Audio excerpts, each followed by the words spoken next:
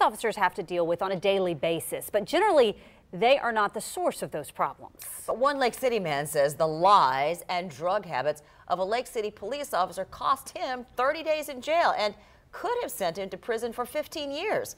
On Your Side's Ann Schindler sat down with a man who says his troubles all began with a bad relationship.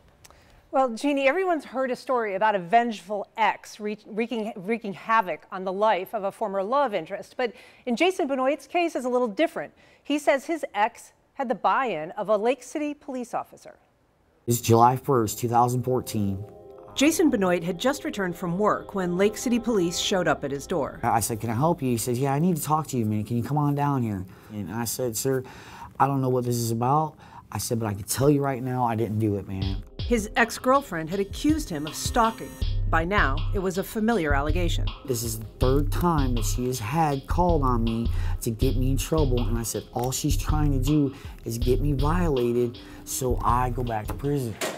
Benoit had spent 5 years at Hamilton Correctional Institution, serving part of a 25-year sentence for forging oxycodone prescriptions. You know, I did my 5 years and I got out and I said, you know what, I'm gonna get out and I'm gonna do right and I'm not gonna leave my child again and I'm gonna make sure of that. The stalking arrest threatened everything, and he told Officer Gerald Ford that the allegations weren't true. She's lying, she's lying. Oh, no, she ain't lying, she's crying. I said, sir, I said, this is wrong. I said, this is dead wrong. I've never seen anything like this where... Attorney Andrew Bonrud says the charges weren't just false, they were provably false. There's no evidence that he did any of this. Benoit's ex claimed he'd called her 23 times, emailed her, and hacked her Facebook account.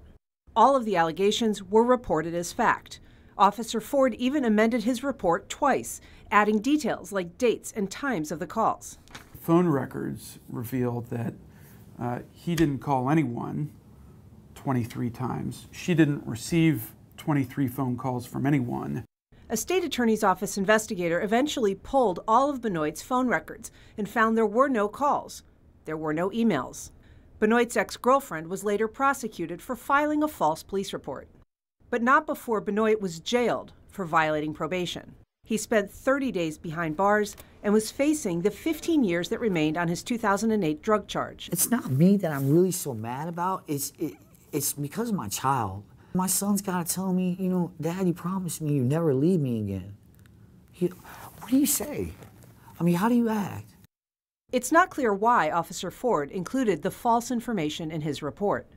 But a few weeks after Benoit's arrest, he tested positive for cocaine and marijuana and resigned from the Lake City Police Department.